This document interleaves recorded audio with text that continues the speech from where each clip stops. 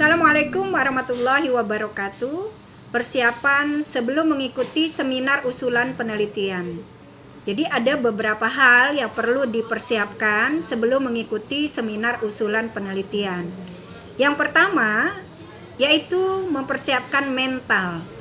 Mental dipersiapkan agar nanti ketika mengikuti seminar usulan penelitian, mahasiswa mampu menjawab dengan baik setiap pertanyaan dan juga masukan-masukan yang diberikan oleh penelaah saat seminar usulan penelitian. Kemudian yang kedua, mahasiswa mempersiapkan PowerPoint.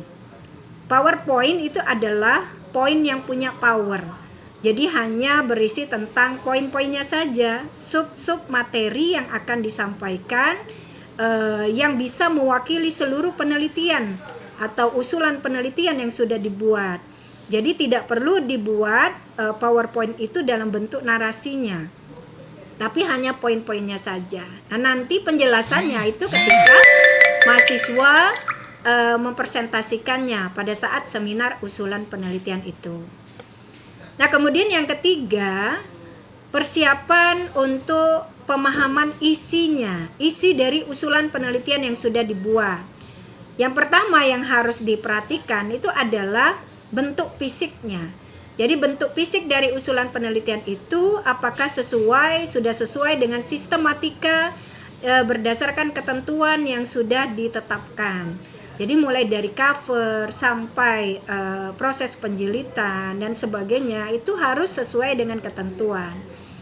Kemudian sistematikanya apakah sudah sesuai dengan panduan atau belum. Mulai dari cover, latar belakang masalah, rumusan masalah, tujuan, manfaat, kemudian di bab 2-nya teori-teori yang digunakan, kemudian metodologinya. Nah, itu apakah sudah sesuai sampai ke analisisnya, metode analisisnya, apakah sudah sesuai dengan panduan atau belum. Nah, itu harap dicek kembali. Jadi kesesuaian dengan panduan itu sangat penting sekali, karena setiap penulisan dari penelitian, dalam hal ini usulan penelitian, itu ada acuan yang harus diperhatikan oleh mahasiswa dalam hal ini.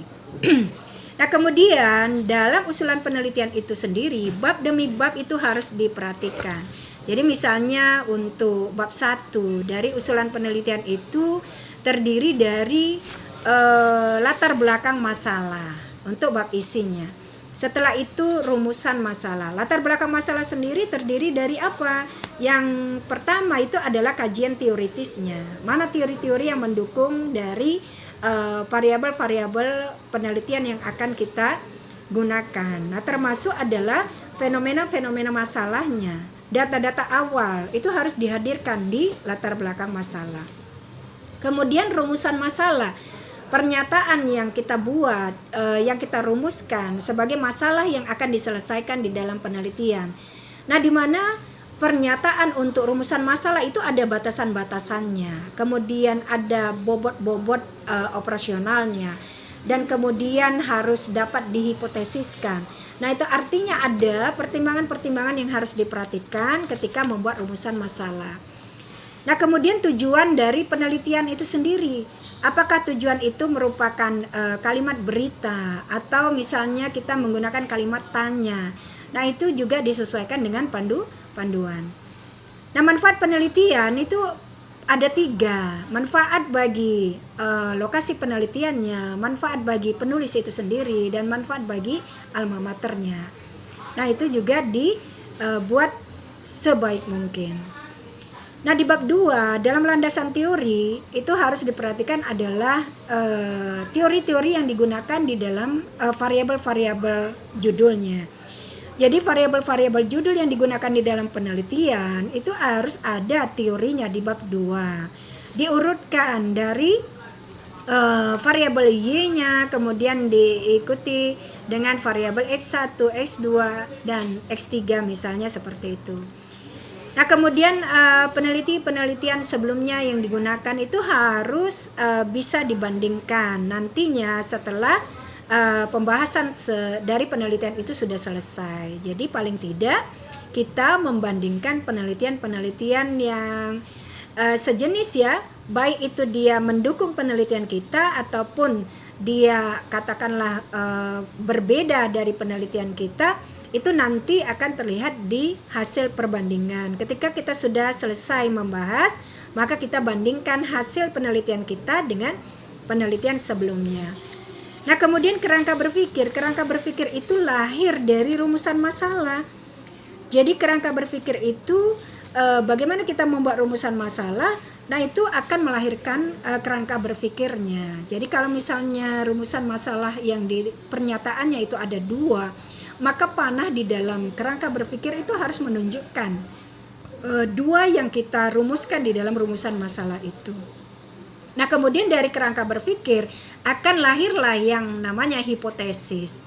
Jadi berapa banyak yang kita buat di dalam kerangka berpikir, panahnya itu menunjukkan jumlah atau banyaknya hipotesis yang akan kita formulasikan untuk kita analisis, gitu ya.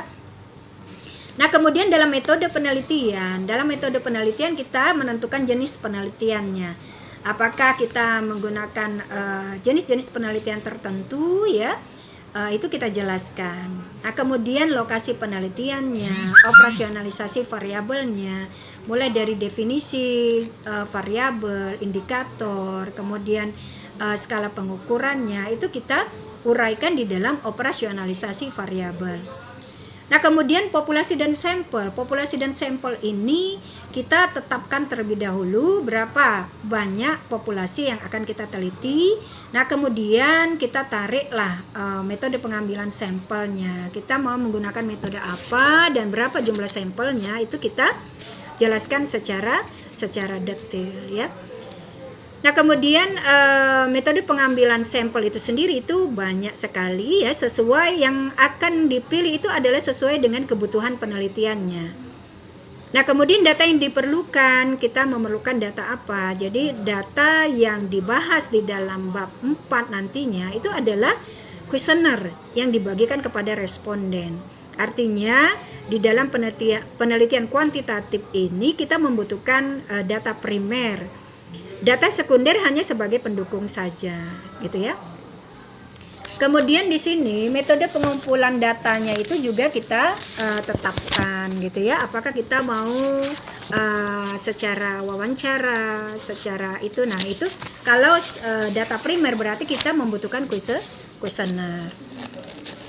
Nah, kemudian di dalam analisis data itu juga kita uraikan di situ ya. Di dalam usulan penelitian itu termasuk jadwal penelitiannya, kemudian bagian akhirnya itu adalah daftar pustaka dan juga lampiran-lampiran gitu ya.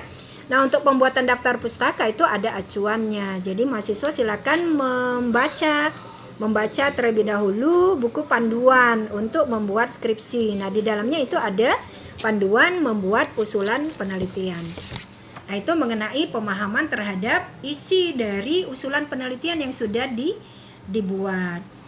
Nah, kemudian yang keempat, persiapan dalam menghadapi seminar usulan penelitian adalah mahasiswa harus menguatkan argumentasinya itu dengan buku-buku referensi atau jurnal-jurnal referensinya. Karena usulan penelitian itu berasal dari fenomena masalah yang dikuatkan oleh teori-teori.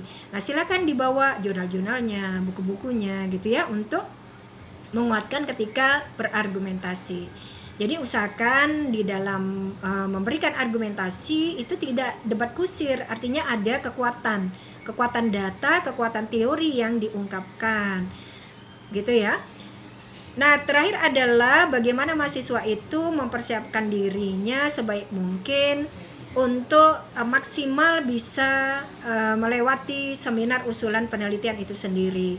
Jadi mulai dari bagaimana berpakaian sesuai ketentuan. Jadi di dalam seminar usulan penelitian itu ada ketentuan pakaian misalnya, kemudian ada ketentuan etika dalam hal ini.